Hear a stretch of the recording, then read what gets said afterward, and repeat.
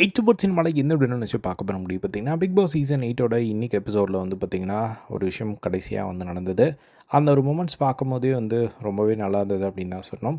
என்ன அப்படின்னா ஜாக்லின் வந்து எவிக்ட் ஆனதுக்கப்புறமா வந்து மஞ்சரி வந்து ஒவ்வொருத்தரையும் வந்து கன்சோல் பண்ண விதமாகட்டும், அது பார்க்கும்போதே நம்மளுக்கு நல்லா இருந்தது. ஏன்னா மஞ்சரிக்கு வந்து ஒரு சிலர் மேலே வந்து கான்ஃப்ளிக்ட் இருந்தது. பிக் பாஸ் வீட்டுக்குள்ளே இருக்கும்போது சௌந்தர்யா கிட்டே ஆகட்டும், பவித்ரா கிட்டே ஆகட்டும், அப்பப்போ வந்து சண்டைகள் வந்து இந்த வந்து பார்த்துருந்தோம். ஆனால் இப்போ வந்து ஜாக்லின் போனப்போ அவங்க எல்லாருமே உடஞ்சி உட்காந்துட்டு இருக்கும்போது ஃபர்ஸ்ட்டு சௌந்தர்யா கையை பிடிச்சிட்டு அவங்க ஆறுதல் பண்ண விஷயமாகட்டும், அதுக்கப்புறமா உள்ளே வந்து தனியாக உட்காந்துட்டு ரொம்ப நேரமாக பவித்ரா வந்து அழுதுகிட்டே இருந்தாங்க. ஸோ அப்போ வந்து பவித்ரா கிட்ட வந்து கன்சோல் பண்ணி அவள் பண்ணணும்னு நினச்ச ஒரு விஷயத்த நீ ஆல்ரெடி பண்ணிட்ட அப்படிங்கிற மாதிரி வந்து மோட்டிவேட் பண்ணிக்கிட்டு இருந்தாங்க. ஸோ ஏன்னா அந்த ஒரு மொமெண்ட்டை வந்து க்ரியேட் பண்ணுறதுக்காக தான் ஜாக்லின் காத்திருந்தாங்க.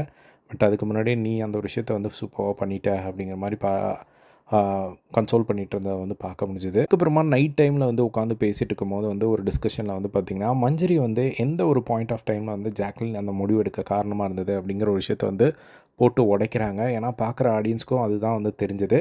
என்ன அப்படின்னா கடைசியாக வந்து பிக் பாஸ் வந்து பார்த்திங்கன்னா அந்த டாஸ்க்கே முடிஞ்ச மாதிரி வந்து ஹவுஸ்மேட்ஸ் கிட்டே எப்படி அந்த ஃபீல் இருந்தது அப்படின்னு சொல்லி சம்மந்தமே இல்லாமல் அதை கேட்டபோது வந்து பார்த்திங்கன்னா அந்த 5 பேரும் பொட்டி எடுக்க போனவங்க ஒவ்வொருத்தரும் வந்து சொல்கிறத கேட்டு இவங்களுக்கு வந்து பார்த்திங்கன்னா நாம் மட்டும்தான் இன்னும் அந்த ஒரு பொட்டி எடுக்கலை அப்படிங்கிற ஒரு எண்ணம் வந்து அவங்க வந்து நெக்ஸ்ட்டு நம்ம போகலாம் அப்படிங்கிற ஒரு எண்ணத்தை தூண்டின அந்த ஒரு மொமெண்ட் அதுதான்.